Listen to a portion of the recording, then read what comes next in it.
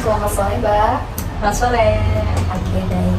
Nah, terima kasih ya Mbak telah bersedia untuk saya wawancarai. Nah, sebelum kita memulai wawancara, saya ingin menjelaskan bahwa wawancara ini bertujuan untuk memahami bagaimana Mbak dalam pengelolaan stres.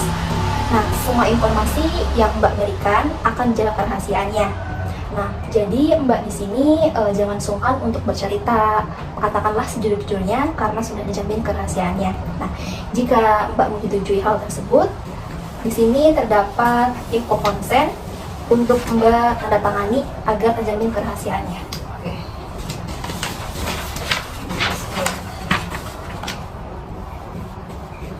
Sudah. Oke, baik. Terima kasih Mbak. Bisakah Mbak menyebutkan nama lengkap Mbak? Nama saya Demarta Salsa Anugrah. Oke, baik. Berapa usia Mbak saat ini? Untuk tahun ini usia saya 21 tahun. Apakah Mbak saat ini sedang menempuh pendidikan atau bekerja? Untuk saat ini saya tengah menempuh pendidikan S1 di Universitas Teknologi Yogyakarta. Untuk jurusannya yaitu Ilmu Komunikasi. Saat ini sedang semester 7. Iya, ya. Nah, selain itu, apakah ada informasi lain tentang Mbak yang akan Mbak berikan? Cukup sih itu aja kayaknya. Seperti apa sih Mbak rutinitas Mbak dari pagi hingga malam? Oke, untuk rutinitas saya sih dari pagi sampai malam itu untuk mahasiswa akhir ini kebetulan saya masih ada kelas. Jadi tapi untuk kelas itu saya dari siang sampai sore rata-rata. Jadi paling untuk pagi itu saya masih di kosan kayak beraktivitas lah, main HP atau bersih-bersih gitu. Kemudian siang sampai sore ada kelas. Dan untuk malamnya mungkin kadang dipakai untuk kerja kelompok atau paling kayak cuman ngumpul sama teman-teman aja sih. Iya, iya, iya. Lalu kegiatan apa yang Mbak nikmati di waktu luang biasanya?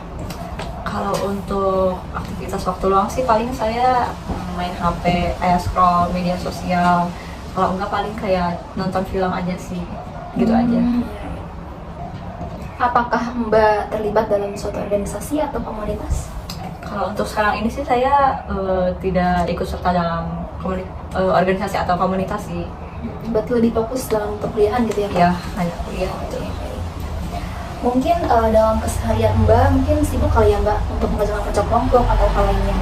Pasti kan ada tantangan ya Mbak atau momen yang membuat Mbak merasa tertekan. Nah, jika ada, apa yang Mbak rasakan? Yang saya rasakan sih ya tentunya lebih ke pikiran ya, stres pikiran karena lingkungan ataupun karena tugas. Apalagi kan semester akhir di mana lingkungan saya juga kebetulan ada yang sudah mengerjakan tugas akhir gitu. Sedangkan kayak saya kan masih belum. Paling kayak lebih ke ya tekanan kepikiran sih karena lingkungan sekitar aja. Tertekan berarti ya Mbak?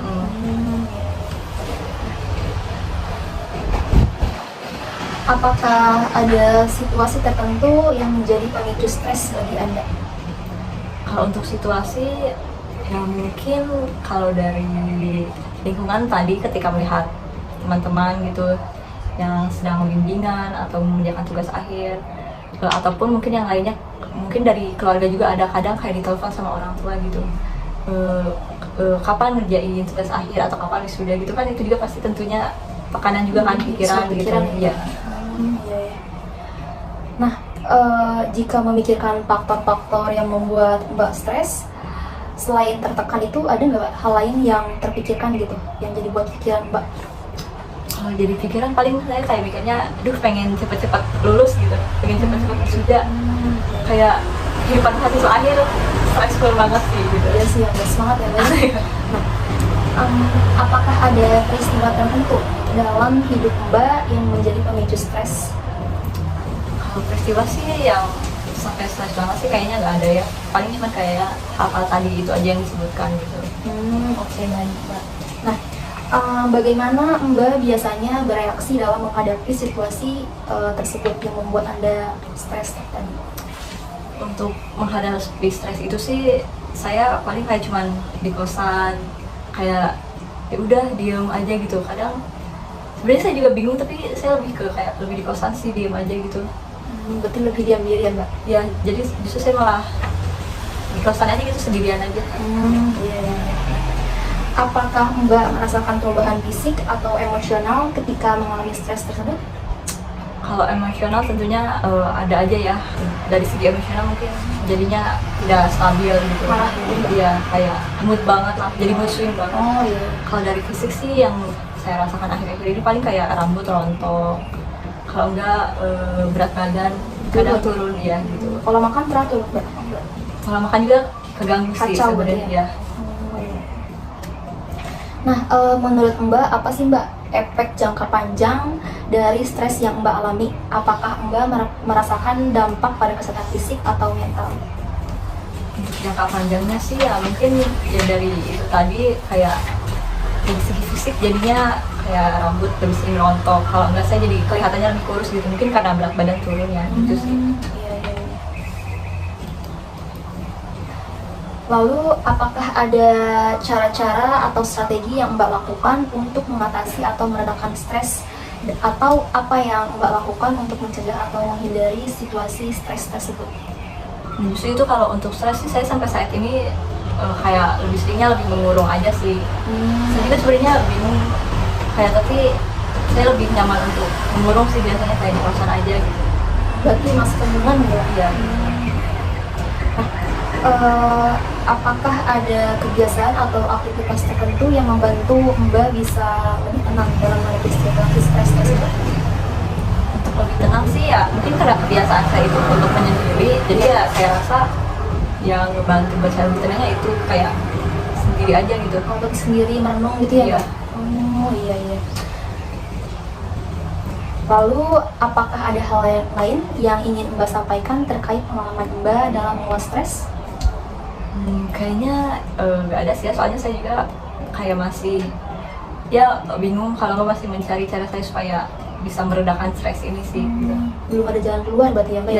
Ya saya juga masih bingung lah gitu. Sejauh ini apakah dengan cara berdiam diri dan merenung di kosan, apakah hal tersebut bisa berdampak lebih positif dalam pengelolaan stres tersebut? Sejauh ini sih sebenarnya gak bisa dibilang ngasih dampak positif juga ya. Kadang saya juga ya mungkin bisa kayak lebih meredakan, tapi kadang juga malah diperburuk kadang ya, karena mungkin karena sendiri itu jadinya overthinking gitu loh. Jadi ya kadang bisa lebih baik, kadang malah gak ngebantu sebenarnya gitu. Iya iya. Oke, terima kasih banyak ya Mbak atas waktu dan informasi yang Mbak berikan. Apakah Mbak merasa ada hal yang lain yang ditambahkan atau tanyakan lebih lanjut?